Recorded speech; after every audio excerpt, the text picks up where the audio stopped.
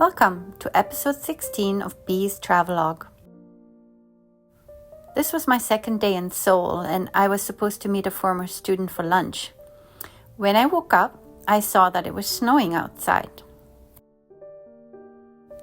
I decided to walk to Chongmuro subway station where we had agreed to meet at one of the exits.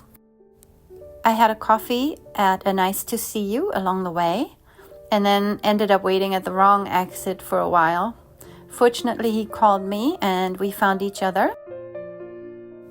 He led me to a very unique Korean restaurant where we had broth and chicken, which once we added enough salt, it was very tasty.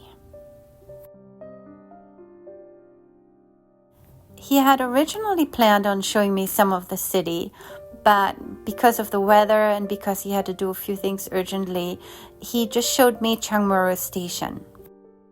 We had talked over lunch and I had mentioned that I liked K-drama a lot, and he knew that the station had a lot of decorations to do with K-drama.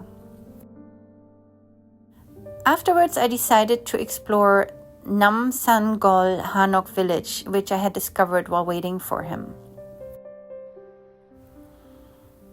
It was still snowing very heavily and actually kept getting worse while I was exploring the village. A woman stopped me and told me that this was the most snow she had ever seen fall at such a heavy rate in Seoul. But people were out and about. It was a Saturday in December. It was very beautiful, seeing all the snow, seeing the Hanok village. While I'm not a big fan of snow when I have to shovel my driveway or clean my car, but when I'm on vacation and I can just walk around through a beautiful winter landscape, I really enjoy it quite a lot. This was sort of a Christmas tree made out of straw. People could tie wishes to it, and I think in February it was going to be set on fire and all the wishes would then come true. The wooden floors were beautiful, as was the furniture in the Hanok village.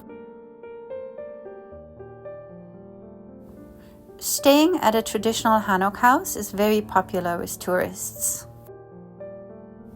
There are no beds in a Hanok house. Instead, you roll out a comforter and a blanket, add 2 pillows, and sleep directly on the floor. I tried sleeping at a Hanok house once at my visit to Gyeongju. It was a very cute, beautiful house, and I was happy I did it once, but I can tell you, at least for me, it was very uncomfortable, and once was more than enough. Most Korean houses have an ondol floor, which can be heated from below with fire and then keeps the house nice and warm. And that's why a lot of people don't have furniture and sleep on the floor.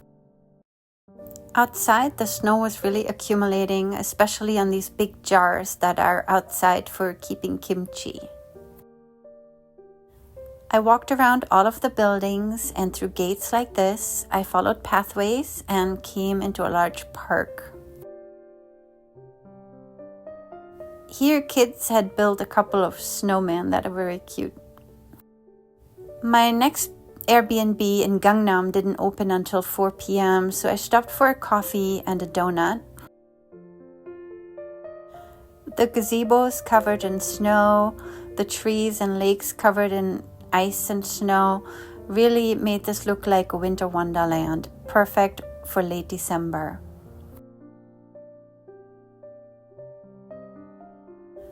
Finally, I made my way back to the entrance of Namsangol Hanok village and found Chongmuro subway station again. I caught the subway train to Gangnam and was very lucky that my Airbnb was in the same building as the subway station, so I just had to walk around and find the elevator. My 18th floor looked just like in K-dramas. I had to open the door with the key code, and then I had my very own apartment in Gangnam for a couple of nights. It looked very much like my apartment in Namak, a little bit different layout, but very similar items. After rest, I took the bus and decided to go to Coex Mall, also in Gangnam. As I got off the bus, I saw the various huge buildings all around me, traffic going past. I had to cross the road, and beautiful lit up trees. The snow and the lights together just also made everything look very magical.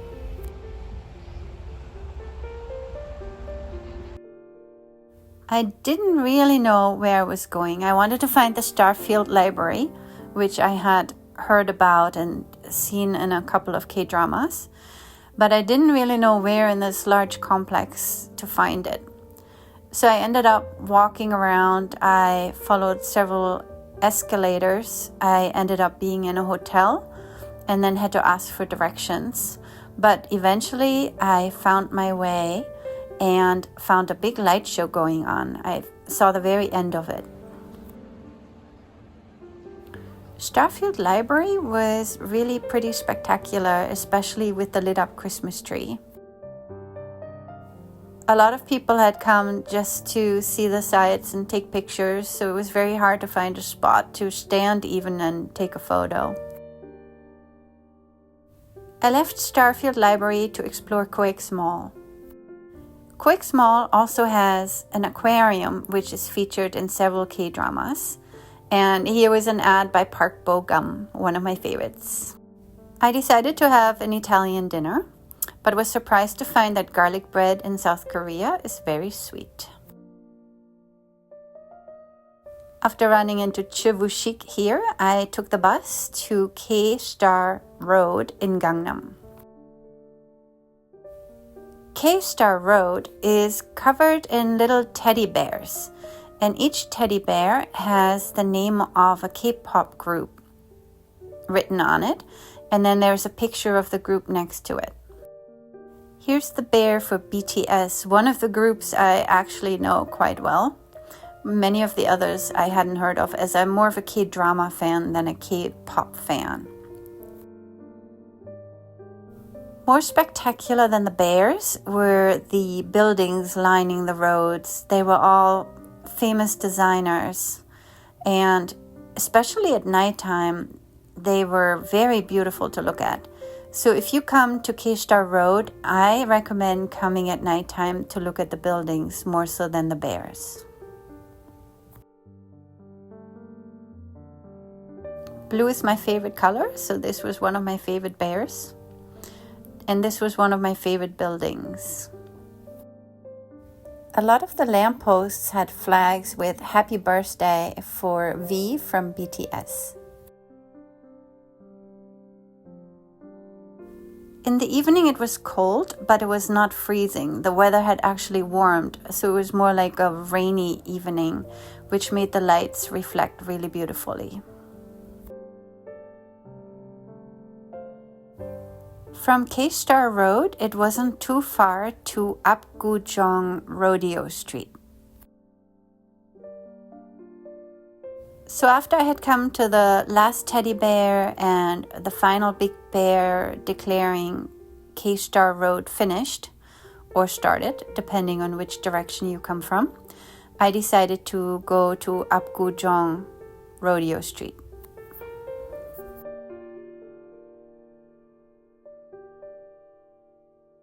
Here the streets were much narrower and filled with cafes and bars and restaurants, rather than buildings with designers.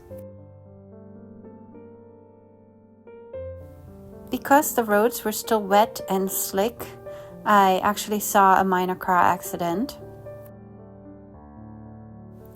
People were dressed up, out and about, going on dates probably, meeting friends. Another snow bear here and a Christmas tree. There were quite a few people here compared to K-Star Road and other places I'd been to.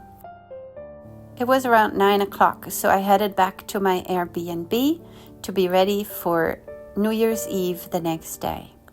Please join me for episode 17, New Year's Eve in Seoul. Thanks for watching.